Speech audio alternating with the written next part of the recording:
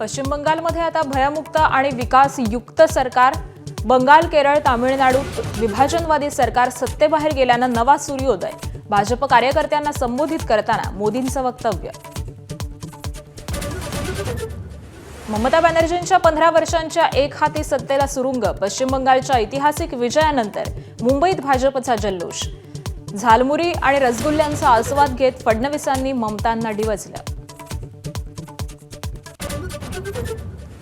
ममता बॅनर्जींना दुहेरी धक्का. भवानीपूर मतदारसंघातून ममता बॅनर्जींचा पराभव. भाजपच्या सुवेंदू अधिकारींचा 15,114 मतांनी विजय.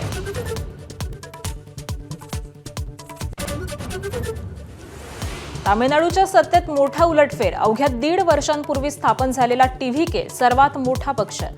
पुन्हा एका सुपरस्टारला जनतेचा कौल. सत्ता स्थापनेसाठी विजय थलपती कोणाशी हातमिळवणी करणार याकडे लक्ष. देशातील डाव्यांचा एकमेव बुरुज ढासळला. केरळमध्ये काँग्रेस आघाडी सत्तेवर, तर आसाममध्ये भाजपची हॅट्रिक. पुदुच्चेरीतही एनडीएनं सत्ता राखली. देशातील सर्वाधिक मताधिक्य मिळवत बारामतीमध्ये सुनेत्रा पवारांचा विजय. विजयाला दुःखाची किनार असल्यानं जल्लोष नको. जय पवारांचं आवाहन. दादांप्रमाणे दर गुरुवारी जनता दरबार घेण्याचंही आश्वासन. राहुरी पोटनिवडणुकीत शिवाजी कर्डिलेंचा मुलगा अक्षय कर्डिलेंचा विजय. जल्लोषावेळी अक्षय कर्डिले वडिलांच्या आठवणीत भावूक. 1,12,000 मताधिक्यानं भाजपचं कमळ फुललं. बंधू अशोक खरातचा ताबा. आता शिर्डी पोलिसांकडे. फसवणुकीच्या गुन्ह्यामध्ये 14 दिवसांची न्यायालयीन कोठडी, तर मनी लॉन्ड्रिंग प्रकरणामध्ये प्रतिभा चाकणकरांची 8 तास ईडी चौकशी. एबीपी माझाच्या बातमीचा इम्पॅक्ट. पालघरच्या 57 शाळांमधील 9वी आणि 10वीचे वर्ग बंद करण्याचा निर्णय मागे. सुमारे 6,500 विद्यार्थ्यांना बसणार फटका होता.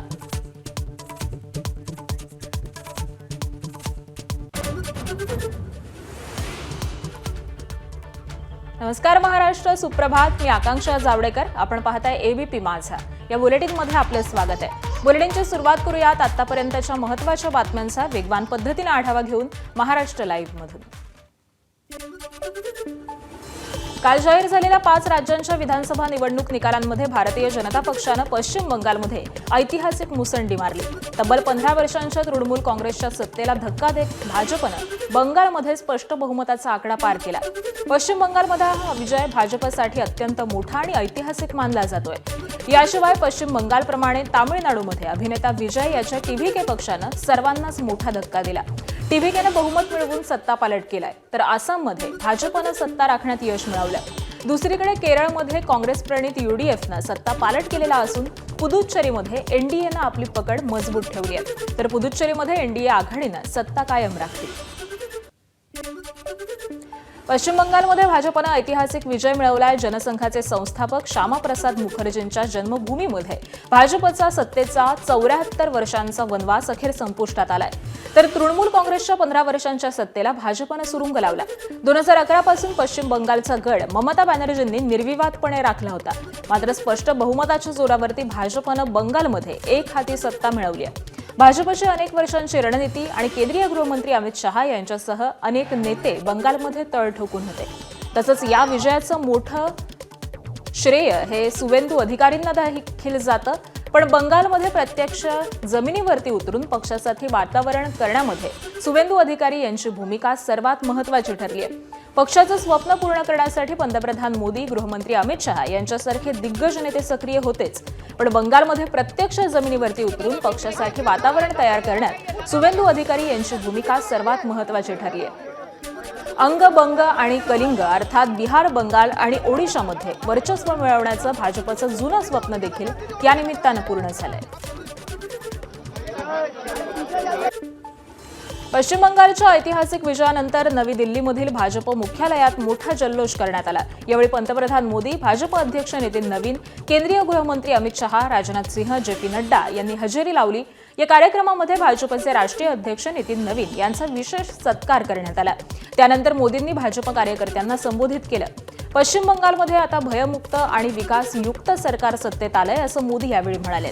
सोबतच पश्चिम बंगाल, केरळ, तामिळनाडूमध्ये विभाजनवादी सरकार सत्तेबाहेर गेल्यामुळे नवा सूर्योदय झाल्याची भावना देखील मोदींनी यावेळी व्यक्त केली आहे.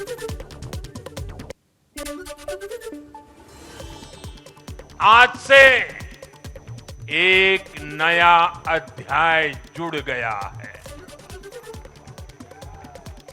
आज से बंगाल भय मुक्त हुआ है. विकास के भरोसे से युक्त हुआ है. बांग्लाय परिवर्तन होए गेछे.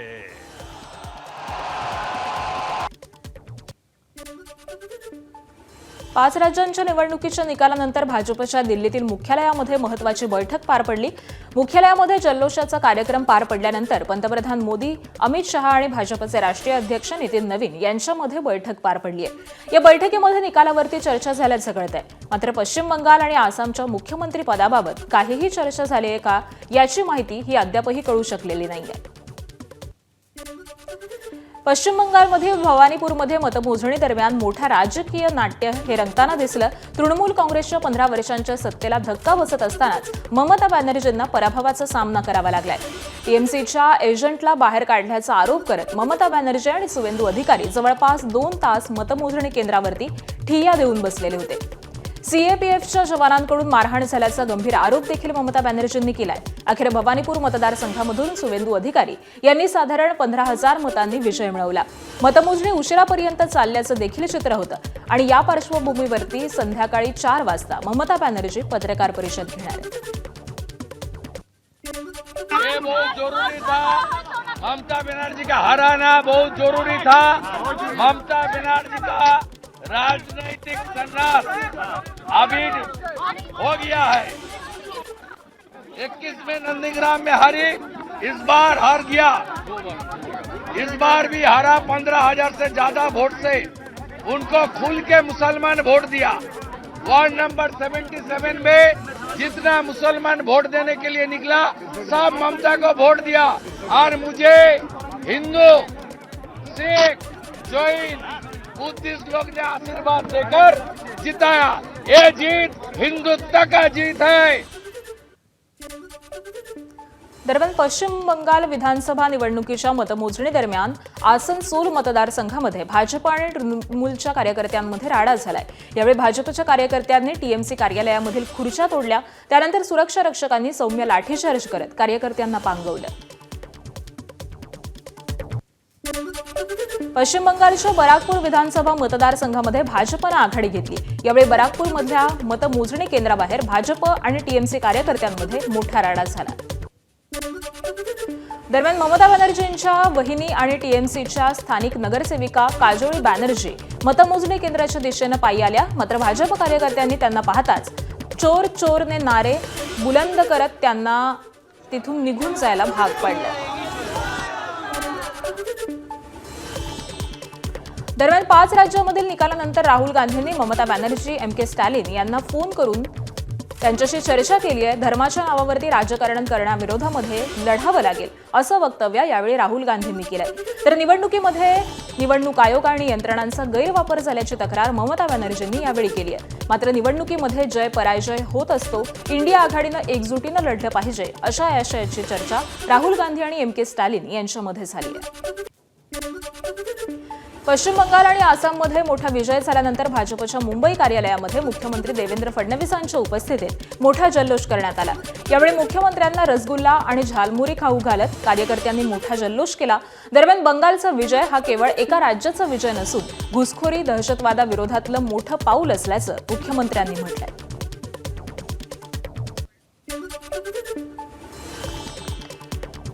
बंगाल असेल, आसाम असेल, पुदुचेरी असेल, हा विजय भारतातल्या जनाजनाचा मोदीजींवर असलेल्या विश्वासाचा विजय आहे. आजही देशामध्ये जनतेला एकच गोष्ट माहिती आहे आणि ती गोष्ट म्हणजे मोदी है तो मुमकिन है. मोदी है, मोदी है। पश्चिम बंगालच्या विजयावरती भाजपचे प्रदेशाध्यक्ष रवींद्र चव्हाण यांनीही एक पोस्ट करत प्रतिक्रिया दिली आहे। पश्चिम बंगालमधील विजय हा लोकशाहीचा आणि बंगाली जनतेच्या अस्मितेचा विजय आहे। बांगलादेशी घुसखोरांना राज्यामध्ये मोकळं रान देणाऱ्या ममता दीदींच्या दडपशाहीचा अखेर अंत झाला, अशी तीव्र प्रतिक्रिया रवींद्र चव्हाणांनी दिली आहे। तसंच पश्चिम बंगालमधील हिंदू जनतेवरती गेल्या काही वर्षांमध्ये झालेल्या अत्याचारांचा हिशोब चुकता झाल्याची देखील भावना त्यांनी व्यक्त केली आहे। पश्चिम बंगालमध्ये भाजपनं मोठा विजय संपादन केला। या निवडणुकीमध्ये भाजपच्या मतांचं प्रमाण वाढलेलं असून चांगली कामगिरी केल्याची प्रतिक्रिया भाजपचे खासदार विनोद तावडेंनी दिली आहे। तर बंगालमधून टीएमसीचा तंबू उखळून टाकल्याची प्रतिक्रिया विजयानंतर मंत्री आशिष शेलारांनी दिली।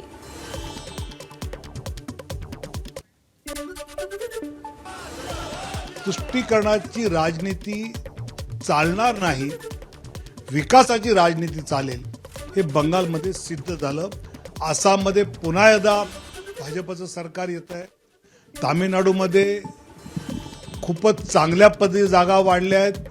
त्या ठिकाणी स्थानिक नवीन पार्टी पुढे आहे। स्वाभाविकपणे अँटी इन्कम्बन्सी दोघांमध्ये विभागली गेली आहे आणि मला वाटतं की पुडुचेरीमध्ये भाजप सरकार आहे। केरळमध्ये आम्ही खातं उघडतो आहोत, टक्के आमचे वाढत आहेत। पण आजचा खरा विजय बंगालमधला जो आनंद आहे, कारण बंगाल केवळ एक राज्य नाही आहे, तर एक सीमावर्ती प्रदेश आहे की ज्या प्रदेशातून मुंबईपर्यंत बांगलादेशी येतात आणि आपले उद्योग व्यवसाय बसवतात। स्थानिक तिथल्या माणसाला उद्योग व्यवसायामध्ये तो मागे टाकतो। मला असं वाटतं की या बंगालच्या विजयाने अनेक प्रश्न आपल्या देशाचे सुटणार। टीएमसीचा तंबू उखाड दिया या पद्धतीचं चित्र समोर येत आहे। आसाममध्ये पुन्हा एकदा मोठ्या प्रमाणात आसामी नागरिकांचा मतदारांचा विश्वास भारतीय जनता पार्टी माननीय नरेंद्र मोदीजींच्या नेतृत्वात आणि तिकडचे मुख्यमंत्री हेमंता यांनी केलेल्या कार्यावर पुन्हा एकदा विश्वास जनतेने भारतीय जनता पक्षाला दाखवला। अभूतपूर्व यश आसाममध्ये मिळालं आहे। पश्चिम बंगालमध्ये ममता दीदींचा पराभव होणार ही काळ्या दगडावरची रेघ होती, अशी प्रतिक्रिया राज्याचे उद्योग मंत्री उदय सामंतांनी दिली आहे। पश्चिम बंगालच्या जनतेचा मोदींच्या विकासाच्या अजेंड्यावरती विश्वास ठेवल्याचं देखील सामंत म्हणाले। पश्चिम बंगालमध्ये ममता दीदींचा पराभव होणार ही काळ्या दगडावरची रेघ होती। त्याच्यामुळं मला असं वाटतं याच्यामध्ये काही नवल नाही। देशाचे पंतप्रधान नरेंद्र मोदी साहेबांनी जो विकासात्मक देशाला पुढे नेण्याचा निर्णय घेतलेला होता आणि आपला देश जागतिक पातळीवर पहिल्या 5 क्रमांकामध्ये आहे, याचीच प्रचिती पश्चिम बंगालमध्ये आली। पश्चिम बंगालमध्ये ममता बॅनर्जींना शह देण्यासाठी निवडणूक आयोग आणि भाजपनं 90 लाख मतं मतदार यादीमधून हटवल्याचा दावा ठाकरे सेनेचे खासदार संजय राऊतांनी केलाय। तसंच निवडणूक आयोग आणि भाजपची युती झाल्याची टीकाही राऊतांनी केली आहे। भारतीय जनता पक्ष हा ममता बॅनर्जींचा पराभव कधीच करू शकणार नाही पश्चिम बंगालमध्ये, पण भारतीय जनता पक्ष आणि निवडणूक आयोगाची युती झाली आणि त्या युतीमुळे हा पराभव झाला। आता हे जे निवडणूक आयुक्त आहेत ज्ञानेश कुमार यांना त्या बदल्यात काय बक्षीस मिळतं आहे याची आता आम्हाला प्रतीक्षा आहे। 5 राज्यांच्या निवडणूक निकालांवरती शरद पवारांच्या राष्ट्रवादीचे नेते जयंत पाटील यांनी प्रतिक्रिया दिली आहे। प्रमुख पक्षांचा पराभव करून भारतीय जनता पार्टीनं प्रचंड मेहनत घेऊन काही राज्यांमध्ये यश मिळवलेलं आहे, त्यामुळे आपल्या निकालानुसार भारतीय जनता पार्टीचं अभिनंदन करायला पाहिजे, असं जयंत पाटील म्हणाले। काँग्रेस किंवा डीएमके या दोन्ही महत्त्वाच्या देशातल्या इंडिया आघाडीतल्या पक्षांचा पराभव झालेला आहे। प्रथम दर्शनी जे आकडे दिसत आहेत त्यात भारतीय जनता पक्षाने प्रचंड मेहनत घेऊन हा विजय मिळवलेला आहे असं दिसतंय। मला स्थानिक तिथली परिस्थितीची माहिती नाही, आता हळूहळू तिथल्या माहित्या पुढे येतील। आज प्रथम दर्शनी त्यांचं अभिनंदन केलं पाहिजे। पश्चिम बंगालमध्ये एवढ्या वर्षानंतर ममता बॅनर्जींचा खेला खतम होबे असं म्हणत भाजप नेत्या नवनीत राणांनी ममता बॅनर्जींना डिवचलंय। तसंच त्यांनी पंतप्रधान नरेंद्र मोदींचं अभिनंदनही केलंय। थोड़े वर्षानंतर ममता बनर्जी का खेला खत्म होवे और ये खेला खत्म कर दिया बंगाल के लोगों ने. आणि याच पद्धतीने मी मनापासून आमचे देशाचे प्रधानमंत्री मोदीजींचं अभिनंदन करन. लोक म्हणतात मोदी है तो मुमकिन है. ममता बॅनर्जीचा अहंकार तुटला.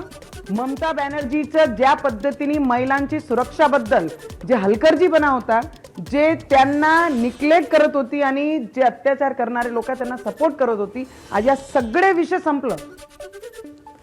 तामिळनाडूच्या राजकारणामध्ये मोठा उलटफेर पाहायला मिळाला. अभिनेता थलपती विजयच्या टीव्हीके पक्षानं सर्वांनाच धक्का देत सत्तेच्या दिशेनं दमदार वाटचाल केली. 100 पेक्षा जागा जिंकत नवख्या टीव्हीके पक्षानं सत्ताधारी डीएमके आणि एआयडीएमके पक्षांना जोरदार धक्का दिलाय. तर तामिळनाडूमधील राजकारणामध्ये गेली 49 वर्ष केवळ द्रमुक आणि अण्णा द्रमुक पक्षाचंच वर्चस्व होतं. दोन्ही पक्षांची अनेकदा तामिळनाडूमध्ये आलटून पालटून सत्ता देखील राहिलेली आहे. पण अभिनेते विजय यांच्या टीव्हीके पक्षानं या राजकीय वर्चस्वाला थेट आव्हान दिलं. या थेट सत्तेच्या खुर्चीवरती विराजमान झाले आणि त्यामुळे विजय मुख्यमंत्री होतो का हे पाहणं औत्सुक्याचं असेल. दरम्यान विजयचे वडील S.A. चंद्रशेखर यांनी काँग्रेसला टीव्हीके सोबत युतीचा प्रस्ताव दिलाय. तामिळनाडूच्या राजकारणामध्ये मोठी घडामोड घडली आहे. मुख्यमंत्री M.K. स्टॅलिन यांचा कोलातूर मतदारसंघामधून पराभव झालाय. टीव्हीकेचे उमेदवार V.S. बाबू यांनी त्यांचा पराभव केलाय. या निवडणुकीमध्ये थलपती विजय यांच्या पक्षानं इतिहास रचलाय. स्वतःचा पक्ष स्थापित करून तामिळनाडूमध्ये सत्तेत येणारा तो पहिला अभिनेता ठरलाय. त्याच्या टीव्हीके पक्षाच्या ऐतिहासिक कामगिरीनंतर त्याच्या कुटुंबियांच्या आनंदाला पारावार उरला नाही. विजय यांच्या निवासस्थानी कुटुंबियांनी एकत्र येऊन आनंद साजरा केला. यामध्ये विजय यांच्या परिवारानं शिट्टी वाजवून आणि नाचून आपला आनंद व्यक्त केलाय.